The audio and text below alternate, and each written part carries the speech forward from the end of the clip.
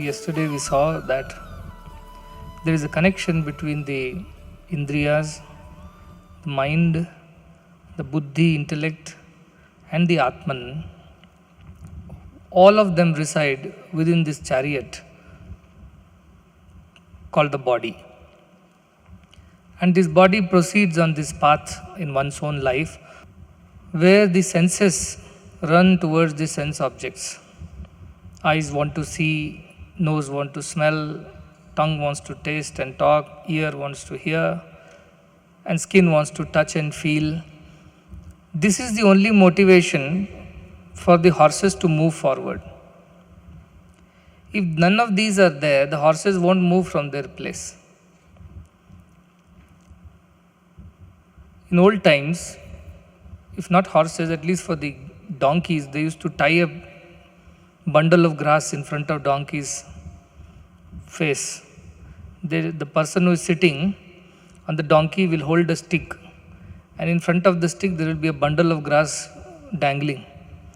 And this donkey will think it will catch the hold of the grass and eat it. For that sake, it will keep walking towards the grass.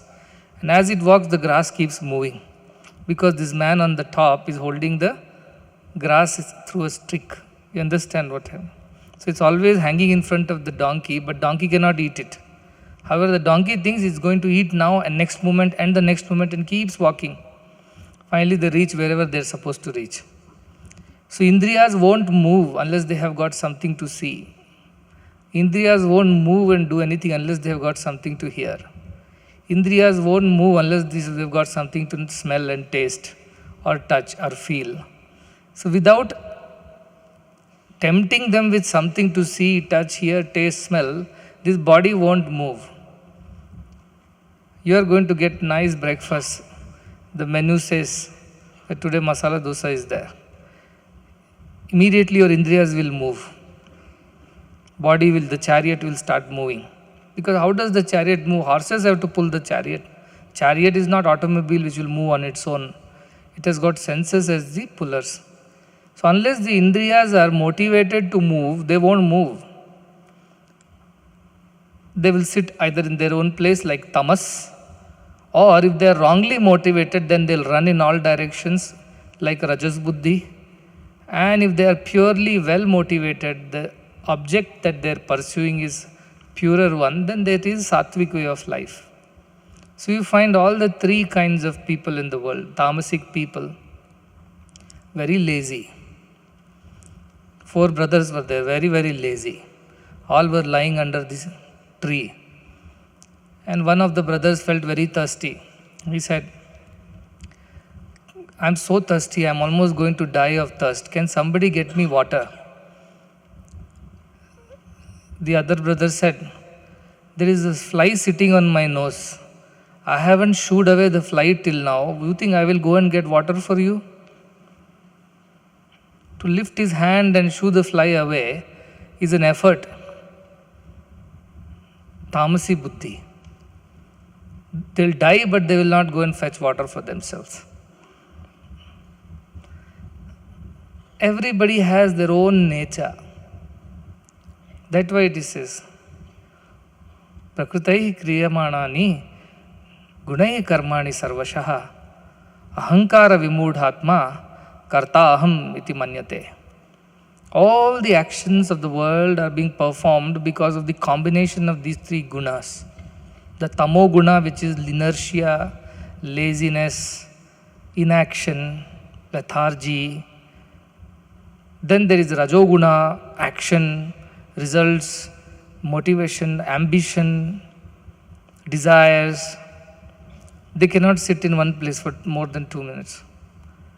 And then there are the sattvic people who are not lazy, but they rest as it is required.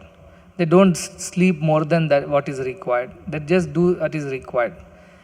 They don't do too much of action also. They just do action as much as required. And more importantly, their motivations are very pure. 3 people who are sculpting an idol out of the stone were asked. First one was asked, what are you doing? He said, I am just doing for filling my stomach. This is a job that I am doing. That is his motivation. What is the motivation? I will get money for the work that I do. With that, I will feed myself and my family. Beyond that, there is no motivation. The motivation for the second kind of people is what? The second person, when asked, says, "Oh, I love carving, I love sculpting. So I am basically expressing my love of sculpting and carving, my talent. This is a way to express my talent. So that is what I am basically a sculptor. That's why I like it. I'm doing that." This is the second kind of thinking. He wants to express his talent, skills. Therefore, he wants to sculpt the stone and bring out something beautiful so that people will notice his work and appreciate him. He is not the one who simply drags his feet to the work. Oh, another Monday. Then again, one more week I have to work and I have to feed myself and my family. This is one kind of motivation. The second kind of motivation, I am a talented artist. I want to show my talent on the stone and bring out something beautiful which world will notice and appreciate me. So he is doing it for appreciation. The third kind of people are there. When they were asked, "What are you doing?" that third person said, "I am creating God out of this stone. I am creating God of this stone. I am offering my devotion to God by carving God out of this stone for the temple." He's making the murti for the temple. Now the question is the first one not carving God out of the stone? He's also carving. Is the first one not expressing his talent of sculpting and carving? He's expressing. But what is his attitude? My attitude is I have to feed myself, so I have to get some money, therefore I have to work. Otherwise, he's not interested in working, though he has talents, though he knows the purpose of the work. Yet his only motivation is I'll get my food for the day. His joy is only so much. Beyond that, he does not think. The second kind of person is not worried about the money that will come at the end of the day. He knows it, I'll get my money. That is a part and parcel of this work. But more importantly, I am a very talented sculptor, and everybody should know that I'm so talented, I'm so creative. And to express that talent, he's working. His motivation is different. Is he not aware that he's sculpting God out of that stone? He knows. He's making Ganesha or anything out of that stone. He knows. Does he not know that he is going to get salary at the end of this work? He knows he will get. But yet his view is what? That I am expressing my personal talent. Third one, does he not know that he is expressing his talent? He knows. Does he not know that he will get money at the end of the work? He knows. He is not working for free. Yet his attitude towards the work is what? I am carving God. It's my way of showing my devotion to God. It's my way of contributing to the village temple by turning the stone into a God. All three are doing the same work. Yet their motivations are very different. All three are sculptors. But their idea of why they are sculpting is totally different from each other. This is the difference of the mind of a person who simply lives in the world to carry on with life. Somehow I have been born now, I feel hungry, I have to feed myself, then I got married, I have children, I have to feed them. That is all. So they drag their feet to the work. Every day is a burden for them. Because inertia is there. They don't want to really express any talent. They don't want to do any devotional work. They just want to laze around, and if they are so hungry, then they drag themselves. Such people are of Shudra Buddhi. Shudra is not a caste by birth. Shudra is guna. That's why Krishna also says, Chaturvarnyam maya srishtam. Guna karma vibhagashaha, he says. All these four varnashramas, that is Shudra, Vaishya, Kshatriya, and Brahmana, are created by me only, Krishna says. If some NGOs people read this Bhagavad Gita, they'll go and file a case on Sri Krishna. Casteism and division, social inequality, injustice. But they never understood the idea what Krishna is saying. Krishna says guna karma vibhagashaha, based on their gunas. Gunas are our inherent qualities in us, the mind's qualities. Some people are naturally soft spoken. If they shout at you, you will think that they are singing your glory. Some people are naturally so harsh spoken that if they are talking to you lovingly, you think they are fighting. But their decibels are there, that's how they speak. And they are misunderstood for being rude or harsh or loud. But their nature is that they cannot keep quiet and they have to speak loudly anything. So everybody has their gunas with which they are born. The minds have their gunas. So Krishna said, based on the gunas, I have divided the whole society into 4 kinds. One are the Kshudra Buddhi. Kshudra Buddhi are people what? They are generally tamasic. They will drag themselves to the work. And the only reason why they work is for the sake of filling this stomach. Beyond that, there is no motivation. This Buddhi is called Kshudra Buddhi, which has no other motivation than filling one's belly. That's all is the motivation, and pleasing their senses. This is all the life of Kshudra Buddhi, Tamasic Buddhi people. They're all engrossed in their senses. Indriyas drive them to all kinds of places. And the money that they earn with so much of hard work, they spend it and waste it. They don't realize it. They think this is how life is. This is what is happening in the world today, especially with the youngsters, because they have no idea why these indriyas have been given to them.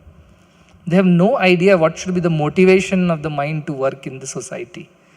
They have no idea which direction their buddhi is going. Anything that is pleasant to the senses is all that matters. This is all Shudra Buddhi, Tamasika Buddhi people.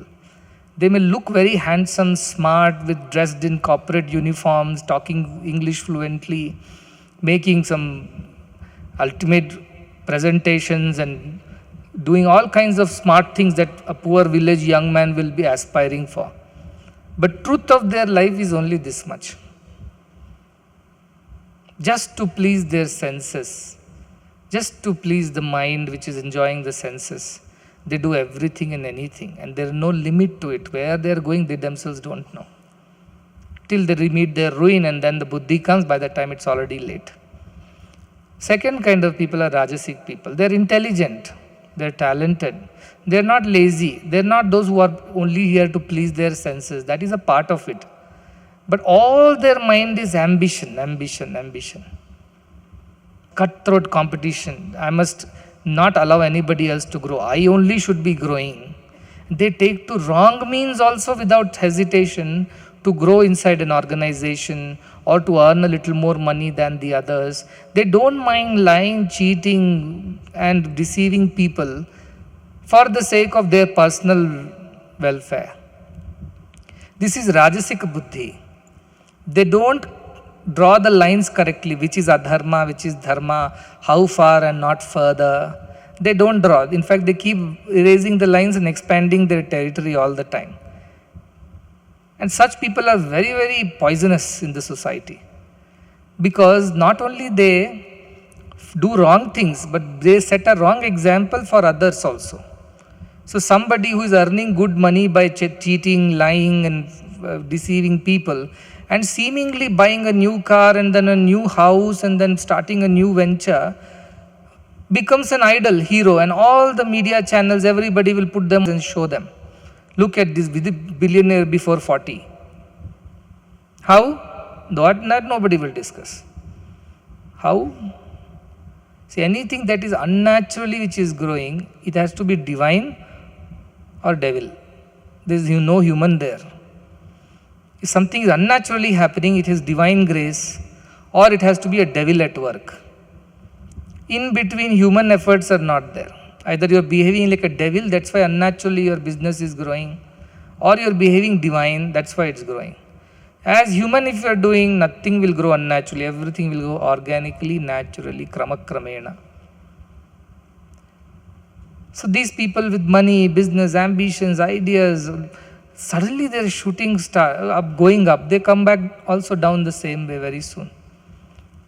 It's going on big corporates, smart fellows, and worked in the best of the corporates earlier, and given so many lectures and speeches about business ethics, business morality, business acumen. All of them finally fell down because of their wrong practices, unethical behavior and conduct. And it is for the whole world to see today that they have done this.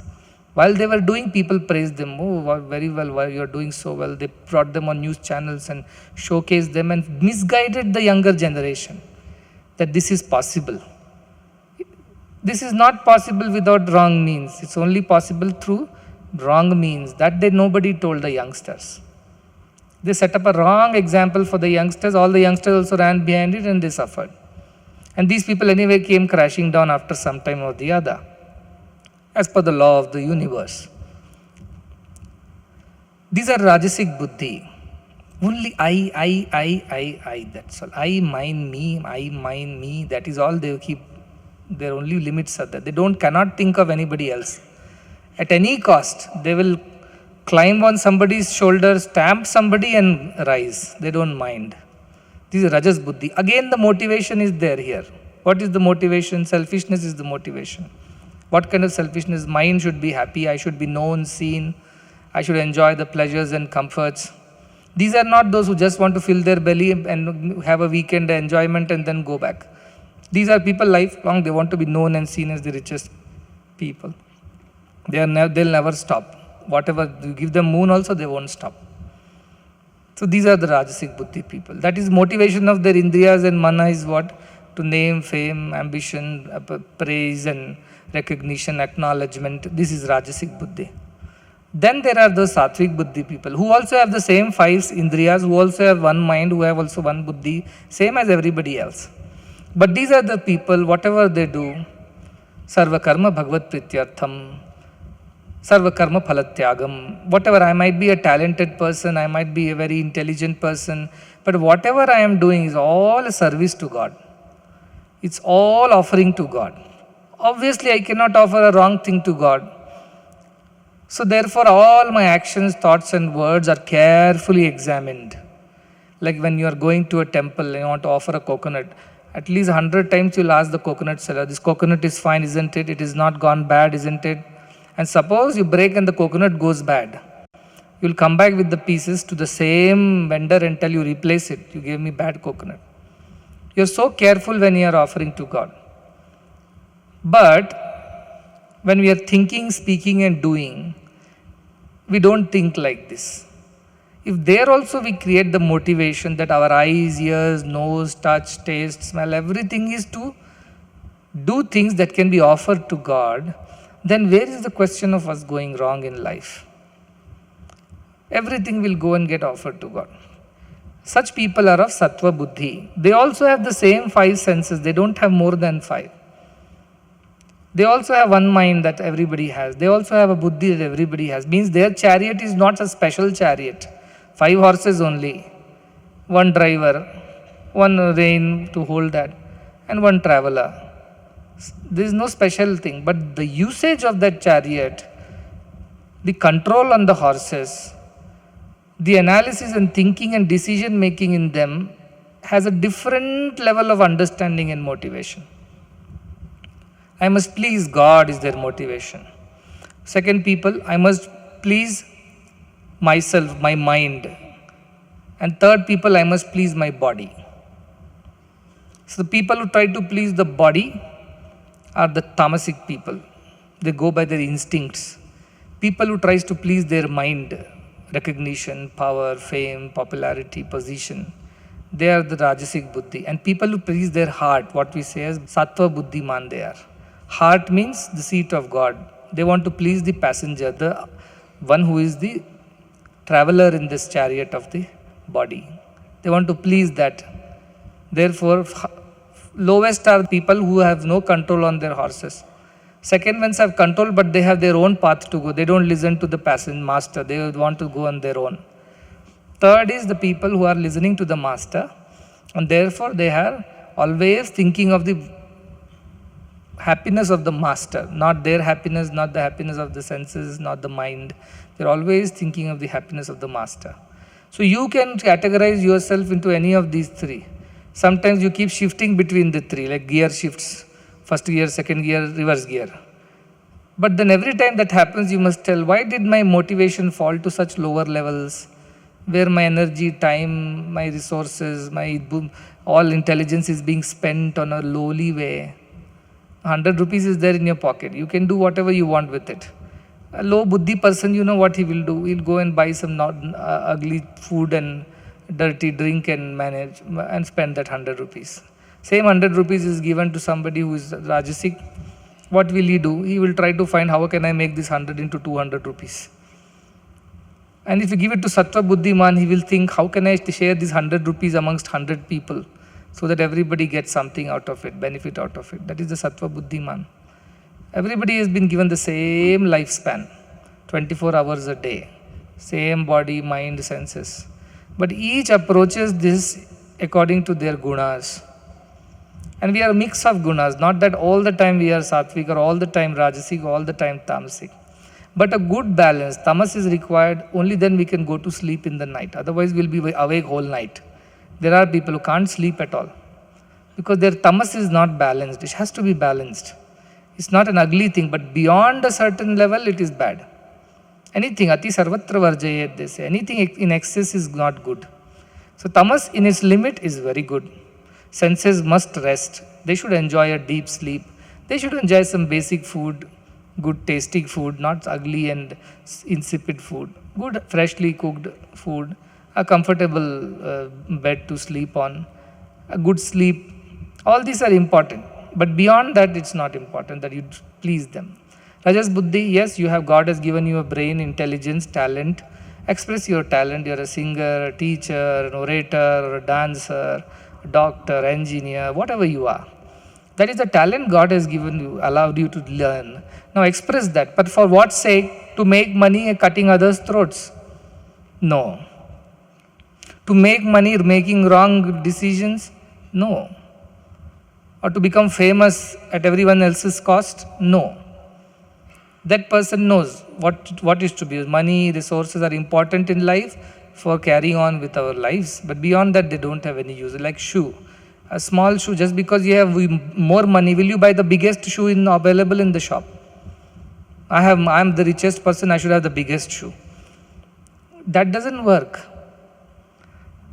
Therefore, you have to buy shoe according to the size of your foot. Even if you are rich, so what?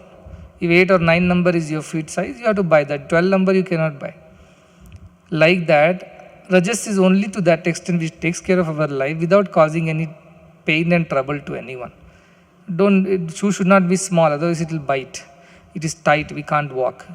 It's the same time it cannot be big too.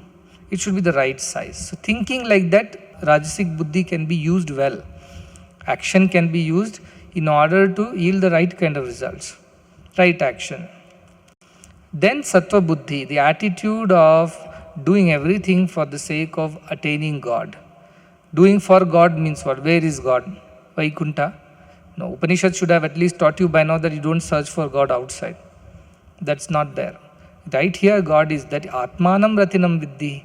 That God is that Jivatman which is inside your own Ratha, inside your own chariot. To please that master within is why you should use your Indriyas, Mana, Buddhi, everything.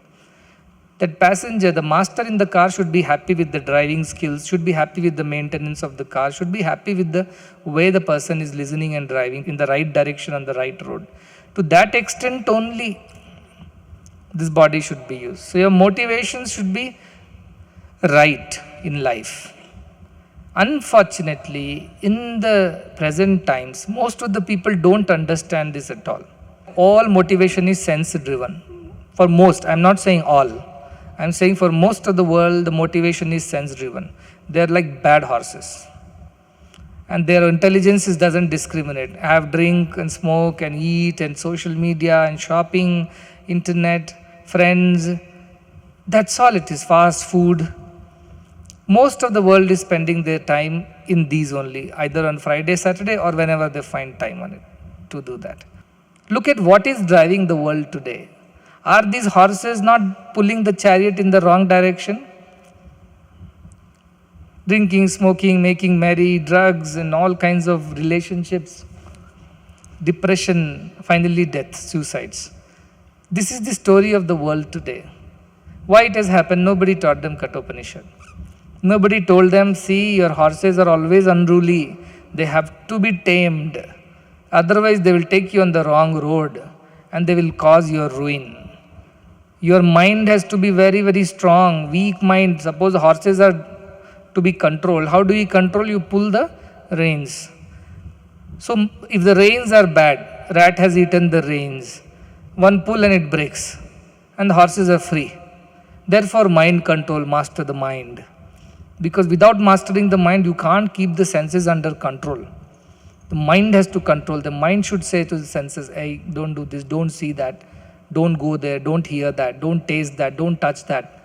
Mind has to keep telling. With buddhi will tell the mind and mind has to tell the indriyas. But if buddhi tells the mind, please go and stop this senses from doing this thing. Mind says, I'm not able to. Why? Because the strap is broken. No, I'm not able to control these horses. So mind is weak mind. Weak mind means full of desires, full of ideas, thoughts, disturbances. A calm and pure mind is very strong mind. That's why I say strength in the world is not of those who have fulfilled their desires. The strongest people are those who have no desires. Because such people cannot be ruled by anybody else. Nobody can tempt them into doing something that they don't want to do. They won't do. Some journalist who went to Mother Teresa and said, when she was cleaning the wounds of some dying person, it was so ugly to look at, so difficult to even think of doing. The journalist said, Mother, I would not do this for $1 million, what you are doing. And she said, nor would I do it for Jesus. The motivation. Not because she'll be paid $1 million, she's cleaning the wound of somebody who's dying. But she does it for Jesus, she said. What are you doing things in your life for is the question you should ask. Why should your eyes see something, hear something, taste something, touch, smell, whatever you do in your life? What is your motivation? To please your senses, to please your mind, or to offer it to God and please God? This is the idea of this chapter. The horses have a thing of their own. They won't listen. Leave them and they will run in all directions. They have to be controlled by a calm mind and a pure mind. This calmness and purity of the mind, this is what we are learning in Master the Vine. Viveka, Vairagya you practice. Get rid of all those unnecessary things. Keep only that which is necessary. Think in a way whether it is spiritual or not. Will it help me become more spiritual or not? If not, then discard it ruthlessly, mercilessly, and keep only that which is to be kept.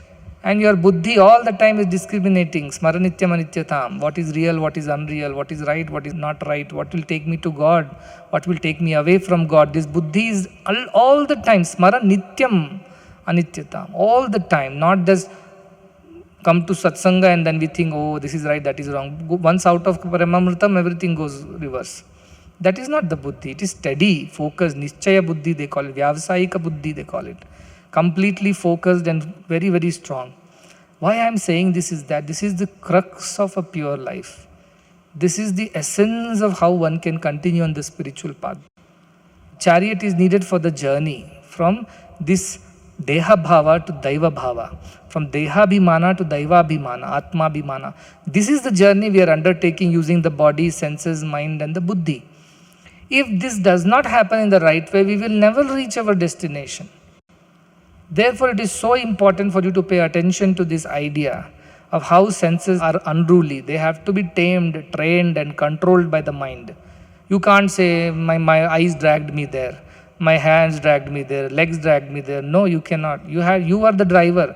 Car didn't go on its own. Unless you started and the engine, it won't move. You did the thing. Who did? The driver did. The driver started the car. That's how the car went whichever direction. Driver lost control and accidents happened. On its own, car did not move. Many people take to all kinds of things. Some yogis, they will cut off their tongue because they want to get over the vasanas of the tongue. of eating and talking. They want to practice maunam, and they'll cut off their tongue. Now, how does that make them maunam? I don't understand. They think they will not speak.